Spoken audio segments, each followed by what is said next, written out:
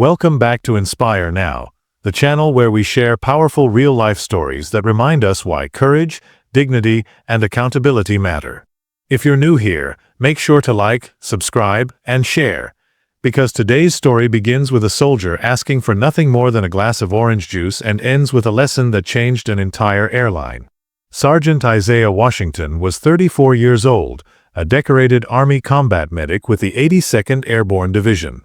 His uniform carried the Bronze Star, the Purple Heart, and campaign ribbons that spoke of sacrifice across 3 tours in Afghanistan. But on this day, Isaiah was not traveling for duty.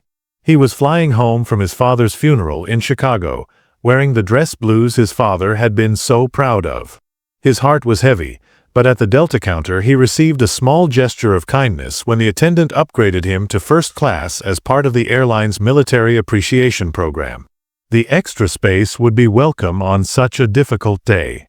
Boarding the plane, Isaiah immediately felt the difference in tone. Families were greeted warmly. An older couple received extra help, but when flight attendant Heather Bennett scanned his ticket and saw first class, her polite smile cooled. "First class?" she asked skeptically. "Yes, ma'am." "Military upgrade," Isaiah explained. She said nothing more and moved on. In the cabin, Isaiah took his seat in 2C, aware of the glances and silence around him. He had felt this before, unspoken questions about whether he belonged. Half an hour into the flight, beverage service began. Heather moved through first class cheerfully, offering mimosas, coffee, and orange juice in glass tumblers with linen napkins. She laughed with one passenger, touched another on the shoulder, and filled glasses with ease. When she reached Isaiah, her demeanor shifted immediately. "Drink?" she asked flatly. "Orange juice, please," Isaiah replied calmly. Her eyes narrowed. "And why are you in first class today?" she asked, just loud enough for surrounding passengers to hear. The cabin fell quiet. Isaiah kept his bearing. "Military upgrade. Standard policy." Heather looked at the half-full pitcher of orange juice on her cart and said, "I'm afraid we're out." Isaiah glanced at it and replied softly, "I can see some right there." "That's reserved for paying premium customers," she said coolly. "Perhaps you'd be more comfortable in economy." The humiliation was sharp, but Isaiah's voice stayed steady. "I'll take water." Instead of a tumbler and napkin, Heather poured water into a flimsy plastic cup and moved on. The message was clear to everyone watching: you don't belong here. In economy, 73-year-old Patricia Moore, a retired flight attendant, saw everything. She remembered her own struggles in the 1970s when she had been the only black flight attendant on her crew. She promised herself long ago that if she ever saw it happen again, she would speak up. On a napkin she wrote, "Captain needs to know about discrimination against soldier in 2C," and signed it with her name and seat number. The note reached the cockpit. Captain Darren Mitchell, a former Air Force pilot, read it carefully, then pulled up the passenger manifest and saw the name: Washington, Isaiah T., 82nd Airborne. Watching the cabin cameras, he immediately noticed the stiffness in Isaiah's posture and the avoidance in passengers' faces. Reviewing service footage confirmed what passengers had whispered. Heather had served everyone warmly but singled out Isaiah with hostility, denying him orange juice and questioning his seat. The captain stepped out of the cockpit, confronted Heather in the galley, and laid out the evidence. "Ms. Bennett, your treatment of Sergeant Washington was discriminatory. That will not be tolerated on my aircraft." Heather tried to excuse herself. He was upgraded, not a paying first-class customer, but Mitchell shut it down. "Our military policy is clear. Service members receive full first-class service. And beyond that, every passenger deserves equal respect. You questioned his place here because of assumptions you didn't make about anyone else. That is discrimination." Heather faltered, realizing denial was impossible. Mitchell made her apologize directly and sincerely. But he also knew the harm had been public. He decided the correction must be public too. Over the intercom he addressed the entire plane. Ladies and gentlemen, earlier in this flight, Sergeant Isaiah Washington of the United States Army was treated in a manner inconsistent with our values and policies. Discrimination has no place on Delta Airlines. Gasps and murmurs filled the cabin as passengers turned toward Isaiah, sitting tall in his uniform. The captain then had Heather apologize aloud, acknowledging her disrespect. Passengers began to clap as accountability unfolded before their eyes. Finally, in a powerful gesture, Captain Mitchell poured a proper glass of orange juice himself, with a napkin and mixed nuts, and served it personally to Isaiah. Someone had recorded it all. By the time they landed in Raleigh, the video was viral.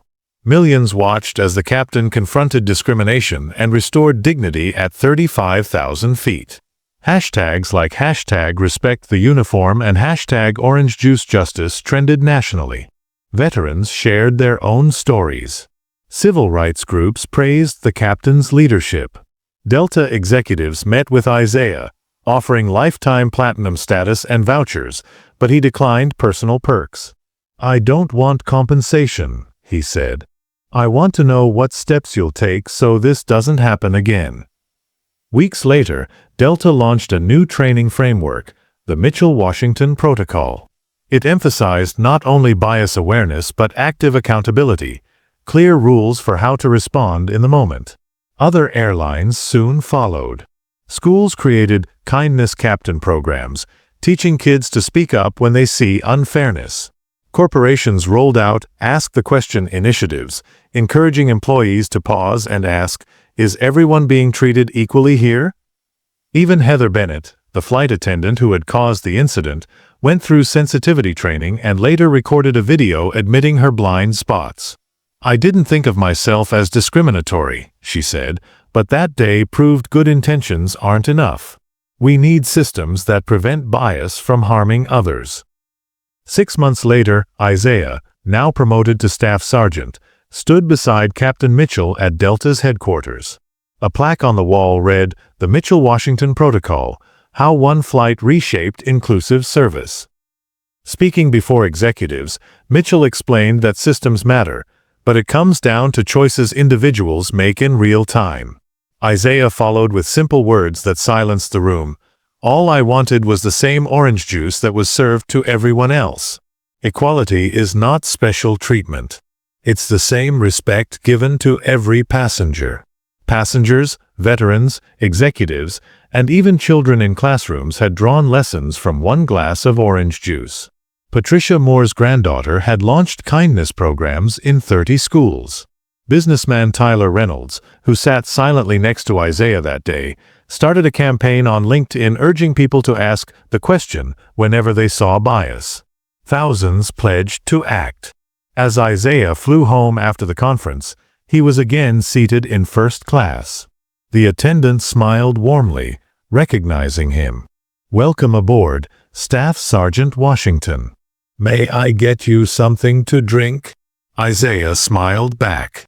"Orange juice, please." Moments later, the same simple glass was placed before him, no hesitation, no conditions.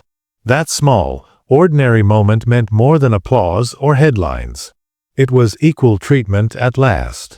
The story of Sergeant Isaiah Washington and Captain Darren Mitchell is not about one flight, one airline, or even one soldier.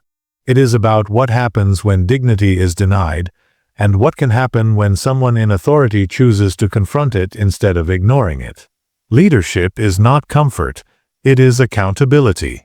Allyship is not silence, it is speaking up when it counts. And equality is not about favors, it is about respect. So the next time you witness unfairness, ask yourself, is this right? Because change doesn't always start with revolutions.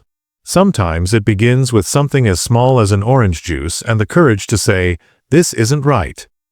If this story moved you, hit the like button, share this video, and subscribe to Inspire Now for more powerful stories of everyday heroes and the choices that change lives.